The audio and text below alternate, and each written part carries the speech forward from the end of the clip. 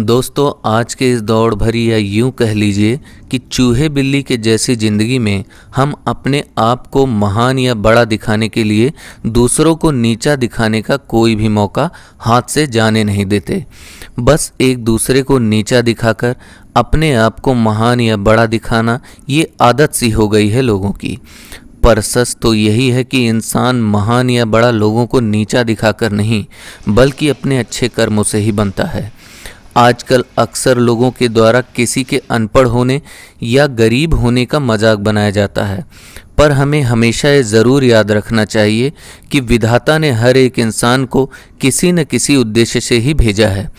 इसलिए इस दुनिया में आए हुए हर एक इंसान को हमें सम्मान की दृष्टि से देखना चाहिए। आप में से बहुत से ऐसे होंगे जो संदीप माहेश्वरी जी का नाम तो जानते ही होंगे। तो आइए उनके द्वारा बताई हुई एक कहानी सुनते हैं, उनकी ही जुबान में। चलिए शुरू करते हैं। एक बार एक बहुत बड़ा बिजनेसमैन एक छोटे से गांव में जाता है। उसका प्लान होता है कि उस गांव में एक फैक्ट्री लगानी है। वो एक ऐसी जगह तक पहुंच जाता है जहां पर उसके सामने नदी होती है और उसके सामने गांव होता है। अब उसके पास में दो ऑप्शंस होते हैं। एक कि वो सड़क के रास्ते से घूम करके उस गांव तक पहुंचे, जिसमें करीब करीब 8 घंटे लगेंगे, क्योंकि डायरेक्ट कोई रास्ता नहीं है वहां तक पहुंचने का। दूसरा कि सिर्फ 20 मिनट में एक नाव में बैठ करके उस नदी को पार करके उस गांव तक पहुंच जाए। तो अपना टाइम बचाने के लिए उसने उस नाव में बैठने का डिसीजन लिया। वो नाव बहुत ही छोटी सी थी, जिसमें एक तरफ एक आदमी बैठा था जो कि नाव चला रहा था, और दूसरी तरफ ये बिजनेसमैन बैठा हुआ था। तो नाव में बैठने की थोड़ी देर बाद उस बिजनेसमैन ने उस नाव वाले से पूछा, तुझे पता है तेरी नाव में कौन बैठा है? तो नाव वाले ने बड़े ही भोलेपन से कहा, हाथ जोड़ करके, नहीं साहब, मुझे नहीं पता आप कौन है। तो बिजनेसमैन बोला, अरे तू अखबार नहीं पढ़ता है क्या?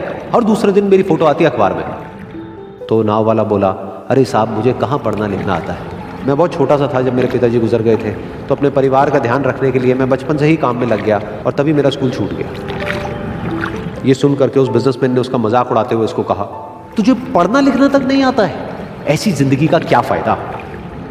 ये सुन करके उस नाव वाले को बुरा तो लगा, लेकिन उसने कुछ नहीं कहा। थोड़ी देर बाद वो बिजनेसमैन उस नाव वाले से बोला, अभी कुछ ही दिन बाद ये जो सामने तू जमीन देख रहा है, यहां पर मेरी एक बहुत बड़ी फैक्ट्री होगी, जहां पर हमारे ब्रांड की मिनरल वाटर की बॉटल्स बनेगी। उस नाव वाले को बात समझ नहीं आई। उसने कहा, क्या बनेगा साहब? तो बिजनेसमैन थोड़ा सा इरिटेट होकर के बोला कि हमारे यहाँ पर पानी की बोतलें बनेंगी, जो तेरे गांव में नहीं बिकेगी, लेकिन शहरों में बहुत बिकती है। अरे कभी तू शहर गया होगा तो तूने देखी होगी पानी की बोतलें रखी होती है दुकानों पर। फिर वो नाव वाला बोला, अरे साहब, मुझे कैसे पता होगा, मैं तो कभी इस गांव से बाहर गया ही नहीं।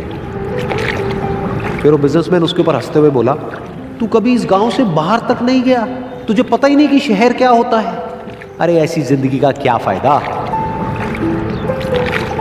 उसकी ये बात सुन करके उस नाव वाले को सच में लगने लगा कि मेरी जिंदगी शायद किसी काम की नहीं है। अपनी इस सोच की वजह से उसका नाव से ध्यान हटा, और तभी नाव की टक्कर हो गई एक बड़े से पत्थर से, जिसकी वजह से नाव में पानी भरने लगा और नाव डूबने लगी। उस जगह पर पानी बहुत ही गहरा था और किनारा दूर था। नाव वाले को समझ आ गया कि अब इस नाव को बचाने का कोई तरीका नहीं है, और वो अपनी जान बचाने के लिए नदी में छलांग मारने ही वाला था। तभी उसने उस बिजनेसमैन से पूछा, साहब, आपको तैरना तो आता है ना? तो बिजनेसमैन घबरा करके बोला, ऐसा क्यों पूछ रहे हो, मुझे तैरना नहीं आता है। उसकी ये बात सुन करके नाव वाले को हंसी आ गई, और वो बोला, अरे साहब, आपको तैरना तक नहीं आता, ऐसी जिंदगी का क्या फायदा। ये सुन करके उस बिजनेसमैन को अपनी गलती का एहसास हुआ, और वो हाथ जोड़ करके उस नाव वाले से बोला, तुम जो कहोगे मैं तुम्हें दूंगा, बस मेरी जान बचा लो। तो उस नाव वाले ने बोला, अरे साहब, आप घबराओ नहीं, मुझे सिर्फ तैरना नहीं आता है, मुझे डूबते हुए लोगों को बचाना भी आता है। आप मुझे कस के पकड़ लो, मैं आपको कुछ नहीं होने दूंगा। और फिर उस नाव वाले ने ना सिर्फ अपनी बल्कि उस बिजनेसमैन की भी जान बचाई। तो इस कहानी से हम एक बहुत बड़ी सीख ले सकते हैं कि हमें जिंदगी में कभी भी किसी का भी मजाक नहीं उड़ाना चाहिए, या उसको अपने से कम नहीं समझना चाहिए, क्योंकि हमें नहीं पता कि हमें कब, कहां, कैसे, किसकी जरूरत पड़ जाए।